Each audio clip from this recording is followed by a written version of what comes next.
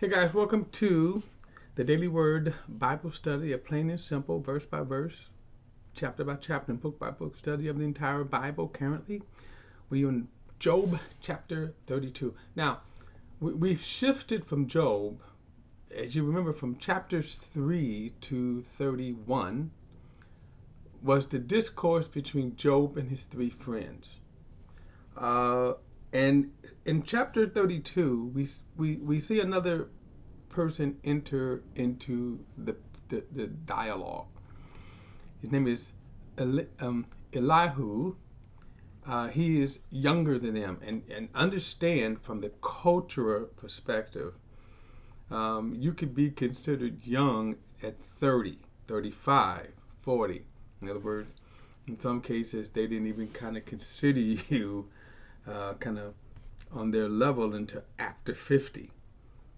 But he entered in, of course, he's going to deliver one of the most profound pieces of wisdom. He also acts as a forerunner to God, which kind of seems to be, I don't know if I can accurately say pattern. For example, the closest I can think about is John the Baptist, who came before Christ and sort of primed the pump for people, got their hearts, prepared their hearts to receive him. Elihu's speech, however, is more going to echo what God is going to say in terms of rebuke. Okay, so we started this, and I'm going to pick it up at chapter 32 again. And he has kind of a few chapters in which he kind of takes his time, to address both Job and his friends. So I'm going to start at verse 1 again. Verse 32 says, So these three men quit answering Job because he was righteous in his own eyes. Then Elihu, son of Barachel, the Buzite from the family of Ram, became angry. He was angry at Job because he had justified himself rather than God. Now, we kind of been seeing that throughout, how Job had, he started off right. I mean, in other words, as I said, when you think about Job's predicament and you think about how he has, what he suffered and not knowing why, right? And not knowing the why. It's kind of understandable that Job would think, okay, well, why am I suffering? I am doing everything I can to be right. Well, that kind of devolved into him, but I'm right, okay, as opposed to seeing things through God's eyes. Verse 3 says, he was also angry at Job's three friends because they had failed to refute him and yet had condemned him. And this is, by the way, very common with people in their arguments. I go through it all the time, and, whether it's dealing with different denominations, Calvinism, Church of Christ, Catholicism. When people want to refute, they oftentimes kind of assume you are refuting them on the same level they are. Now, in my case, I just want to know what the scripture says. Let's talk about the scriptures. And it was interesting that they would do exactly the same thing. They will fail to refute, but then yet still, and I'm going to say in this case, hold to their position. Job's three friends just, for some reason, turned on him. You even have to ask the question, well, why did you even bother to make the trip? You could have made these kind of condemnations among yourselves without coming. You could have said, well, Job got what he deserved, right? And in a sense, that's basically what they were saying. That, come on, Job, do you did something wrong to deserve this type of adversity. Verse 4. Now, Elihu had waited to speak to Job because they were all older than he. But when he saw that these three men could not answer Job, he became angry. So Elihu, son of Barachel the Buzite, replied, I am young in years, while you are old. Now, as I said, he could have been 40, close to even 50, and they back then in the kind of this culture, really considered that they really considered that young. Okay. He said, I'm young in years while you are old. Therefore, I was timid and afraid to tell you what I know. I thought that age should speak and maturity should teach wisdom. But it is a man's, it is a man's, I'm sorry, but it is a spirit in man and the breath of the Almighty that gives him understanding. Now, this is really absolutely true, of course. Something we kind of don't like, because oftentimes when you're young and you acquire knowledge, and I know because I acquired a lot of knowledge when I was young, but I did not have wisdom. I learned a lot. I learned a whole lot, but didn't have wisdom. And even now, some of you young people would think, well, how come people don't listen to me? Because you don't have wisdom. You may have knowledge, but you don't have wisdom. Now, at the same time, the elderly, and as I kind of have joined the ranks of the elderly, kind of have to recognize, yes, it is always that God can give anyone wisdom. If you kind of stop and think about it, Solomon was given his wisdom at the age of 40. When he took king, he was given his, God had given him wisdom. All right, verse 9. It is not only the old who are wise, or the elderly who understand how to judge. Therefore, I say, listen to me. I will declare what I know. Now, of course, he's absolutely right, because, again, one of the things you have to understand is that wisdom comes from God. Now, in a kind of natural sense, wisdom comes from what? Experience. I'm much wiser now because of the stupid mistakes that I've made, all right, in my younger years. Verse 11, look, I waited for your conclusions. I listened to your insights as you sought for words. I paid close attention to you. Yet no one proved Job wrong. Not one of you refuted his arguments, which is true. And we also have to remember, and even I'm going to say at this point, probably including Elihu, which is, to me, I think, might be one of the reasons why God is kind of prepping this, kind of paving the way. Remember, hitherto, we're seeing this from a human perspective. We're seeing this from man's point of view, how they would view things. Job's friends did not know, of course, even Job himself, and I'm going to assume even Elihu, did not receive the revelation that from chapters 1 and 2, the heavenly scene. So they're speaking based upon, in a sense, what they see, what they know, which is, okay, just shouldn't happen anyway.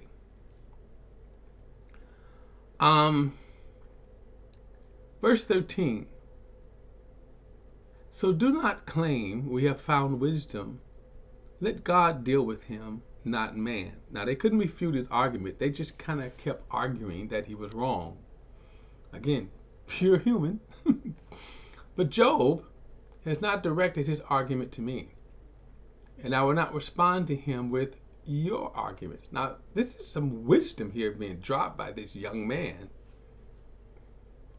Job's friends are dismayed and can no longer answer. Words have left them. Should I continue to wait now that they are silent? Now that they stand there and no longer answer? Now, remember at the beginning of the chapter, we understand why the narrator preferenced this. They just kind of concluded, well, he's righteous in his own arm. And it's a false kind of narrative there, isn't it? The real reason is that they didn't have an answer to refute him. And despite the fact that they didn't have an answer to refute him, they did not conclude, well, maybe we're wrong. Maybe we have the wrong insight. They just, not Job's wrong.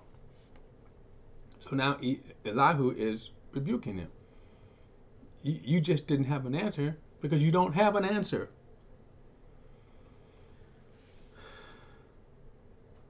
Verse 16 again. Should I continue to wait now that they're silent, now that they stand there and no longer answer? I too will answer. Yes, I will tell you what I know. For I am full of words, and my spirit compels me to speak. My heart is like unvented wine. It is about to burst like new wineskins. I must speak so that I could find relief. I must open my lips and respond. I will be partial to no one. Okay, my screen is freaking out again. All right, guys, let me go to I'm going to be reading because my screen froze up here. Verse 21. Oh. All right, come on. All right, here we go. It's unfroze. All right. He says, I must speak so that I can find relief. I must open my lips and respond. I will be partial to no one. And that's, to me, one of the greatest positions to have. Whenever I talk about anything, people find it hard to believe that I said I have no dog in the hunt. In other words, I am not defending any denomination. I'm not defending a theological point of view. I strictly want to to present God's word. And again, I find the kind of principles that he's speaking here as they apply to sometimes when I make these arguments. They can't refute it. When they sidestep. Anyway, I'm going off rails here. Verse 21 again, I will be partial to no one. I will not give up anyone. I will not give anyone an undeserved title, for I do not know how to give such titles. Otherwise, my Maker would remove me in an instant. Now, he's talking about their complaint against Job, their not even knowing why Job believed what he believes. Chapter 32 and verse 1. But now, Job, pay attention to my speech and listen to all my words. I'm going to open my mouth. My tongue will form words on my palate, and my words come from my upright heart.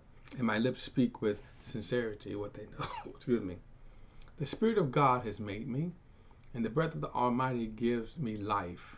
Refute me if you can. Prepare your case against me. Now, keep this kind of phraseology here in mind, because this is, as I said, you're going to see God's going to kind of use the same language. That's why I say Elihu seems certainly to be the forerunner. Okay? The forerunner of God. Verse 5 again, refute me if you can. Prepare your case against me, take your stand. I am just like you before God. I was also pinched off from a piece of clay. Fear me. Fear of me should not terrify you. The pressure I exert against you will be light.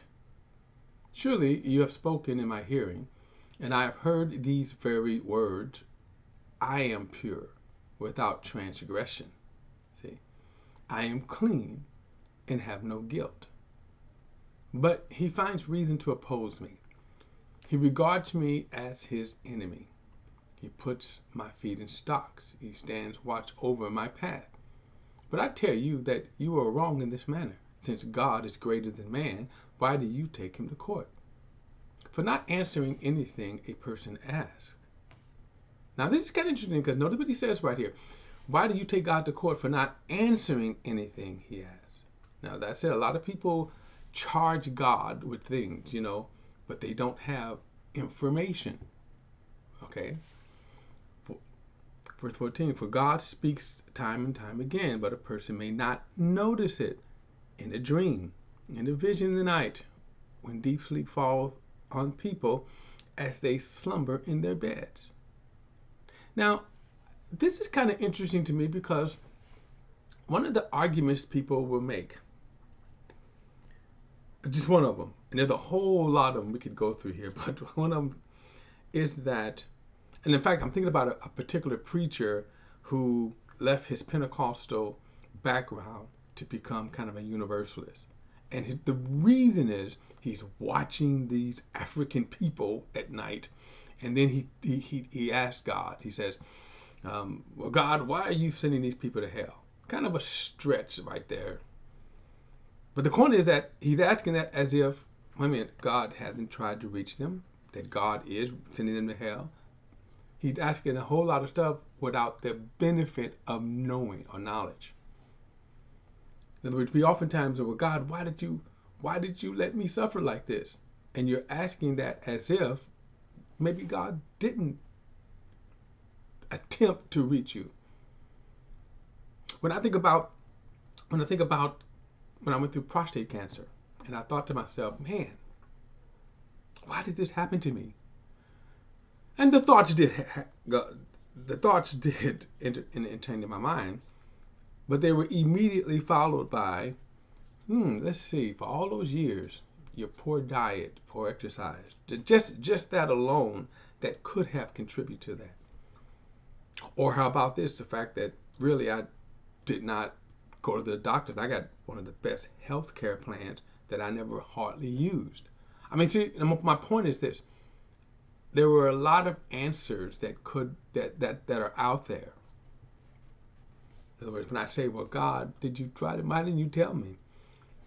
Besides the fact that God did, when I finally went. Anyway, so there's a lot of things, I mean, we could go through. And we don't have the answers. Like, for example, you look at, here's the point. Once you go back now at this point, over 20 years, 9/11, it's etched in my mind. You think about, could God have saved the people on those airplanes that crashed into the World Trade Center? In other words, once they got on the planes, in a sense, their future was, it was sealed, doomed, right? Once they shut the door. I don't know. Could God have tried to tell them not to get on the plane? Here's my point. We don't know. And it would be foolish to try to even offer answers to that. Because there were innocent people, guilty people, right? All people deserving of it. We can go all. Anyway, verse 16. He uncovers their ears at the time and terrifies them with warnings in order to turn a person from his actions and suppress his pride. Let me read that again. He uncovers their ears at the time and terrifies them with warnings in order to turn a person from his actions and suppress his pride. God spares his soul from the pit, his life from crossing the river of death. A person may be disciplined on his bed with pain and constant distress in his bones, so that he detests bread and his soul despises his favorite food. His flesh wastes away to nothing, and his unseen bones stick out. He draws near to the pit, and his life to the executioner. If there is an angel on his side, one mediator out of 1,000, to tell a person what is right for him, and to be gracious to him and say, spare him from going down to the pit, I found a ransom. Then his flesh will be healthier than in his youth, and he will return to the days of his youthful vigor. He will pray to God and answer with delight in him. That man will see his face with a shout of joy, and God will restore his righteousness to him. He will look at men and say, I have sinned and perverted what was right. Yet I did not get what I deserved. And that is true. We never get what we deserve.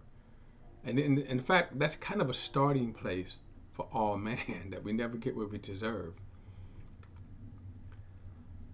He redeemed my soul from going down to the pit, and I will continue to see the light.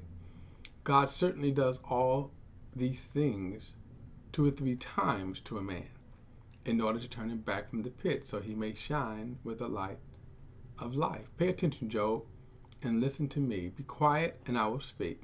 But if you have something to say, answer me. Speak, for I would like to justify you. If not, then listen to me. Be quiet, and I will teach you wisdom. Now, of course, he's saying this because um, in the culture, they find it very hard for him to say, right? They find it very hard for him to say that a young man like that could teach wisdom. And yet, so far, he's dropping the mic with wisdom. All right, guys, we'll pick it up in the next study.